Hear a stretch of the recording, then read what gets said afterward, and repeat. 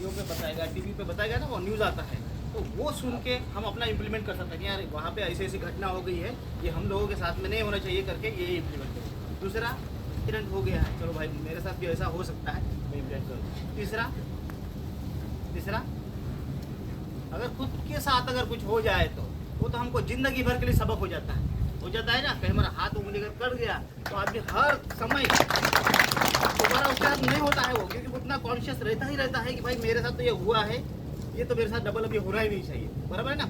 कोई एक्सीडेंट अगर हमारे साथ हो गया, मैं बाइक ज़्यादा तेज़ से चलाता हूँ, टर्निंग में भी ज़्यादा तेज़ से चलाता हूँ और मेरी बाइक स्लिप हो गया, मैंने किसी को ठोकर मार दी, तो मैं जब नेक्स्ट टाइम चलाऊंगा तो मेरे दिमाग में हमेशा रहता ही है कि भाई टर्निंग है, मेरे को धीरे से चलाना है।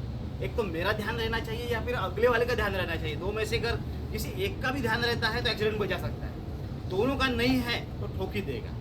ये एक बात हो गया। दूसरा, एक छोटा सा इंसिडेंट शेयर करना चाहूँगा। डेंजर जोन जो रहता है ना, जहाँ बहुत हजार्डस एक्टिविटी चलता है, लिफ्टिंग एक्टिविटी चलता है, grinding, welding, cutting, lifting activity चलता है। डेंजर जोन कौन सा है? एक तो आदमी जो खुद काम करता है, वर्क एट हाइट का हो, खुद ऐसे स्कूल के ऊपर से चल के जाए, एक तो या तो फिर वो गिर सकता है ऊपर से नीचे, उसकी जान को खतरा है, या जिसके ऊपर वो गिर जाए उसके ऊपर भी खतरा है कि नहीं। डेंजर जोन ये ऐसा होता है, मान लो भाई कुछ एक्टिविटी चल रहा है और बाहर का आदमी उसके अंदर एंटर करता है तो उसके भी जान को खतरा है कि नहीं है। पर मैं बोलता है नहीं भाई ये डेंजर जोन है, उसके अंदर नहीं जाने का। हम देखता है कितने बार हम लोग बैरिकेड करके रखता है, लेकिन कुछ इतना ओवर कॉन्फिडेंस लोग रहता है फिर भी जाता ही है ऊपर करके। अब एक एक का किस्मत है भाई, बच गया तो बच गया और कुछ गिर गया तो चला गया। एक इंसिडेंट छोटा सा शेयर करना चाहूँगा, मुंबई का है, ठीक है ना। तो हम इसलिए बोलते हैं कि भाई कहीं अगर एक्टिविटी ऐसा चल रहा है उसमें जाने का नहीं है, यानी नहीं है, बहुत सारा साइनेज भी लगा के रखता है ना, आपने भी देखा होगा, नो एंट्री जोन है ना, कन्फाइंड स्पेस के में कैसा रहता है भाई, जो अथॉराइज एंट्री करके वैसा वाला। तो एक काम चल रहा था, सिविल एक्टिविटी चल रहा था, जो स्टील का रॉड वगैरह जो आता है ना, ऐसा एक काम चल रहा था। दूसरा, एक ट्रेन जब यानी प्लेटफॉर्म पे काम चल रहा था सोचो, और एक जो सिविल का जो काम करने वाला लोग रहता है वो मजा मस्करी कर रहा था, हॉर्स प्ले बोलता है ना, आप टीपीटी करता है तो सब लोग बोलते हैं भाई हॉर्स प्ले नहीं करना है, मजा मस्करी काम के वक्त नहीं करना है, बाकी आप काम छोड़ के आप घर आप अपना लेबर कैंप पे जाने के बाद कर सकते, लेकिन वर्क एक्टिविटी पे हॉर्स प्ले नहीं करने का। तो वैसा ही सिविल का जो वर्कर लोग है ना, हॉर्स प्ले कर रहा था काम के दरमियान, और एक ट्रेन जा रहा था, ट्रेन का स्पीड तो कम ही रहता है स्टेशन के ऊपर में, ठीक है ना। वो बंदा बस बैठा हुआ था, खिड़की खोल दिया, जैसे खिड़की खोल दिया, जैसे उस एरिया में चला गया जहाँ पे एक्टिविटी चल रहा था, ऊपर में कोई स्टील का सब्बल जो रहता है ना, रॉड ऊपर से छोड़ दिया, ठीक है ना। तो रॉड ऐसा छोड़ा कि वो कहीं से टकरा के उसके इधर खिड़की में बैठा हुआ बंदा है, इधर से पेपर में आया, उसका वीडियो भी आया है। बोलता है तो है तो किसी को हम बोलेंगे ऐसा तो ये तो झूठ बोल रहा है करके ऐसा लगता है, लेकिन ये रियल घटना है। संध्या इधर से घुस के इधर बैठा हुआ है खिड़की के पास, खड़ा है, उसका आंखें खुला का खुला, आंखें बंद भी नहीं किया, जैसे का वैसा ही बैठा है। फिर गाड़ी रुकाया, पुलिस लोग आया, खिड़की से जाके वो सब्बल निकाला, अंदर से भी नहीं निकल के, आधा सब्बल बाहर आधा सब्बल अंदर बैठा हुआ था। क्या खिड़की का कांच रहता है ना, वो क्या है, कांच तोड़ के पता नहीं, वो जैसा भी घुस गया वो तो घुस ही गया उसके साथ, है ना। फिर बाहर से पूरा सब्बल निकला। तो हमेशा ध्यान रखने का भाई, जो भी हजार्डस जोन है ना उसके अंदर नहीं जाने का, नहीं जाने का, ठीक है। ये एक घटना है। और दूसरा, एक सीआर एशिया के साथ अपना ही कंपनी में एक अपना LFI है, ये लर्निंग फ्रॉम इंसिडेंट, एक इंसिडेंट हुआ था ना, लाइन लगाता है ना पाइप के सामने, मालूम है ना, उनका मेंटेनेंस का जॉब है, उसको ब्लाइंड फ्रेंज लगाना पड़ता है। तो वो ऐसा पैर रख के कर रहा था, और लाइन लगाते लगाते उसके हाथ से स्लिप हो गया। तो सामने तो टो बोर्ड ये टो रहता है ना शू का, लेकिन पीछे की तरफ कुछ नहीं रहता, तो वो बराबर वो पीछे की तरफ गिर गया, तो उसमें भी फ्रैक्चर हो गया। आया था अपना आया था ना ऐसी का, ये भी एक इंसिडेंट है। तीसरा एक इंसिडेंट है, अपने जो स्ट्रीट लाइट पे अपने पोल लगाते हैं ना, पोल लगाते हैं तो उसके जो लाइट्स लगाने के लिए हम 3 तरीके से लगा सकते हैं, पता है कैसे? ये जो पोल लगे हैं ना रास्ते पे, लाइट बंद करने का मैं चेंज करने का है, डैमेज वाला या बंद है तो कैसे लगा सकते हैं बताओ? एक वो तरीका हो गया। दूसरा, स्कैफोल्डिंग से, मोबाइल स्कैफोल्डिंग जैसा। तीसरा,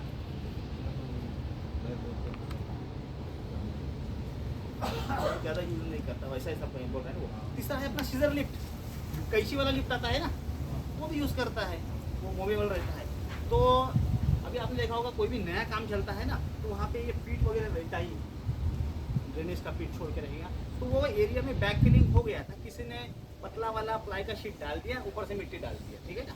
तो जो अपना मैन लिफ्टर गया तो उसको पता नहीं चला कि वहाँ पे बैक फिलिंग होके वो उसके ऊपर कुछ पतला रखा है करके ड्रेनेज का कवर के लिए, है ना। उसका वो जैसे आदमी अभी देखो ओवर कॉन्फिडेंस बोलते हैं ना, और एक रहता है कि भाई मेरे को अभी 20 साल का एक्सपीरियंस 30 साल का है, लेकिन एक दिमाग में उसके रहता है भाई नहीं मेरे को ऊपर जाने का बेल्ट लगाने का है। भला ही उसमें प्रोटेक्शन के लिए कटघरा दिया गया है, रेलिंग दिया, परमानेंट है ना वो तो, लेकिन किसी किसी का सोच कैसे रहता है कि नहीं भाई अब ये तो परमानेंट है, इसमें बेल्ट लगाने का क्या ज़रूरत है। तो 2 लोग ऊपर चढ़ा, लेकिन सेफ्टी का अच्छा उनको नॉलेज था कि भाई बताया गया है, SOP में दिखाया गया है, साफ देखिए टिप्पणी में मुझे बताता है कि भाई इसके ऊपर चढ़ना है, बेल्ट लटकाने का है।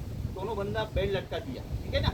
तो ये एक लाइट तो चेंज कर दिया, जैसे ही दूसरी लाइट चेंज करने के लिए गया तो एक पैर जो आता है ना इसका वाला तो मैन लिफ्टर का एक पैर उसके अंदर चला, जैसे पैर उसके अंदर चला वो तो लोडेड रहता है, तो ये पूरा मूव हो गया है। वो बकेट ऐसा रहता है ना, वो लेके जाता है, तो जैसा ही जर्क पड़ गया दोनों का दोनों आदमी बाहर, सोचो दोनों का दोनों आदमी बाहर होकर लटक रहा है, इतना जर्क पड़ गया उसके। तो दोनों आदमी इसलिए बच गया कि भाई वो बेल्ट लगा था, नहीं तो अगर नहीं लगा होता तो पूरा बाहर फेंक देता था, हड्डी क्या टूटता पता नहीं था उसका, बचता या नहीं बचता। तो इसलिए कोई कितने भी एक्सपीरियंस का हो, ध्यान एक ही रखने का है, मेरे को जो भी SOP दिया गया है, सेफ्टी का जो भी रूल्स एंड रेगुलेशन है वो फॉलो करने का है 100%। कोई कुछ भी बोले, 1 मिनट का काम रहो या 2 मिनट का काम रहो, एक्सीडेंट का कोई टाइमिंग होता है क्या कि भाई 12 से 1 बजे तक नहीं एक्सीडेंट होगा, ऐसा कुछ नहीं। जो है ना अपना ये 24 घंटा आप काम कर रहे हैं, कोई भी क्षण में एक्सीडेंट हो सकता है, वो 1 मिनट काफ़ी है एक्सीडेंट होने के लिए, वो ध्यान रखें। Thank you. महीने भर को महीने 1.5 महीने ऑब्जर्वेशन करने के बाद कुछ चुनिंदा लोगों को गिन के निकाला है। अपने मीटिंग में डिस्कस करने के बाद कौन ऐसा है जिसको दिया जाए, कौन ऐसा है जो बिना कहे पीपीज में रहे हैं। तो उनमें सबसे पहला जो नाम आता है वो विजय शाह, हमारे जो मैसन है, सर्कुलेट में रहे हैं, तो उनको बोलते हैं आए। और अपना जो गिफ्ट है वो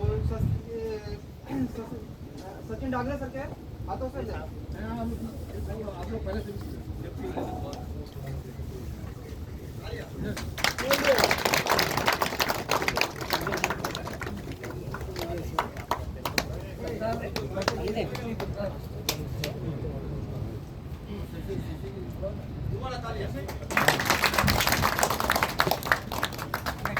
और दूसरे नंबर पे जो वर्क एट हाइट के लिए नाम नॉमिनेशन में आया है, उनका नाम है बिलाल खान।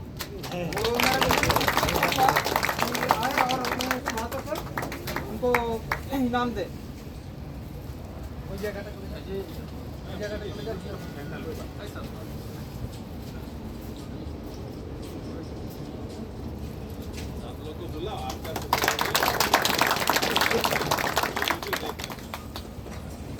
और इसके बाद जो तीसरे नंबर पे जो नाम है इसके फोल्डिंग सेफ्टी के लिए अपना जो इसका फोल्डर है हरी बर्मन। हम नीलेश भाई से रिक्वेस्ट करेंगे उनको गिफ्ट दे।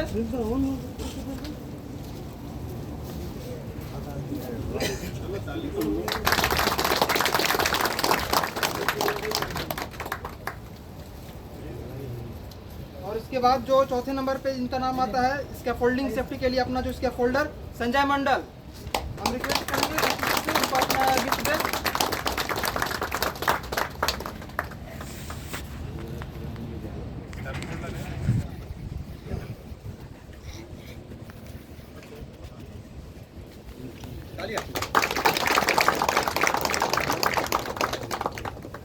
इसके बाद 5वें नंबर पे नाम आता है सुनील शाह फिटर। इन्होंने शानदार काम किया है, हमेशा सेफ्टी में रहे हैं। और हम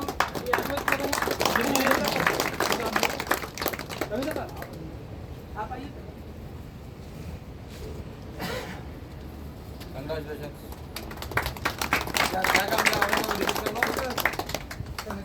अपना काटिंग पेंटिंग करते हैं वो करते हैं। इसके बाद 6ठे नंबर पे नाम है प्रदीप दास। इन्होंने उनको हमेशा पीपीज में देखा गया है और बिना पीपीज के ये काम नहीं करते हैं, हमेशा जब भी इनको पीपीज के लिए बोला नहीं जाता है।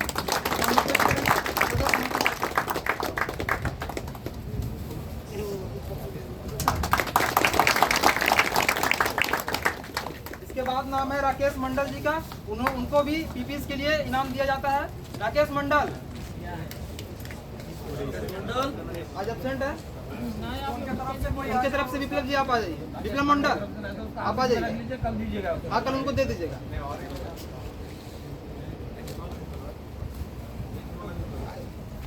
रिक्वेस्ट करेंगे सुधीर सर को।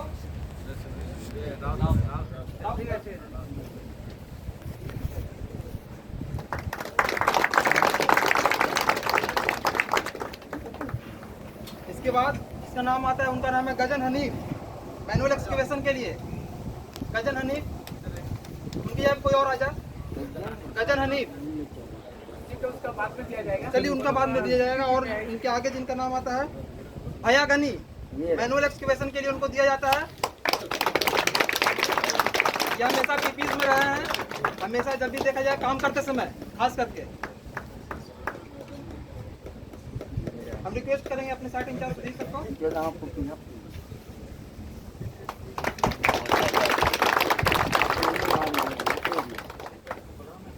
इनके बाद जिनका नाम आता है उनको भी पीपीज के लिए दिया जा रहा है गिफ्ट। हया गनी है, हो गया। सुमित कुमार अपने एसटीए और परमिट प्रॉपर मेंशन कर रहे हैं और इनके सुपरविजन के लिए इनको दिया जा रहा है। सुमित कुमार,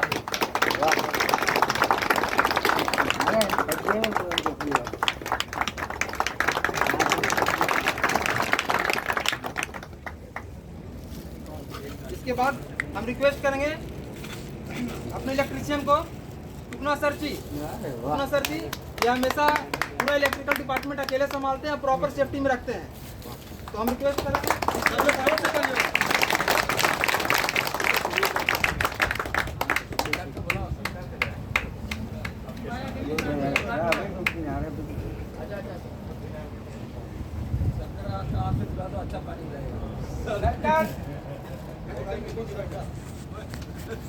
अजाना कहाँ?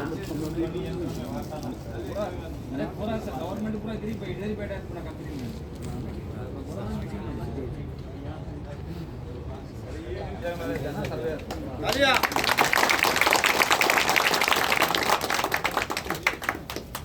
हम अपने प्रोग्राम को यहीं पे समाप्त करेंगे। और जिनको गिफ्ट नहीं मिला है तो कोशिश करने का अगले बार हम मेहनत करें, अगले बार पीपीज में रहे, उनको अगले बार मिलेगा। और जिनको मिल गया है वही जिम्मेदारी के साथ रहे कि हमको मिला है तो अगले बार फिर हमको मिले। मैं सभी सबको रिक्वेस्ट करूंगा आए, सुरक्षा शपथ दे।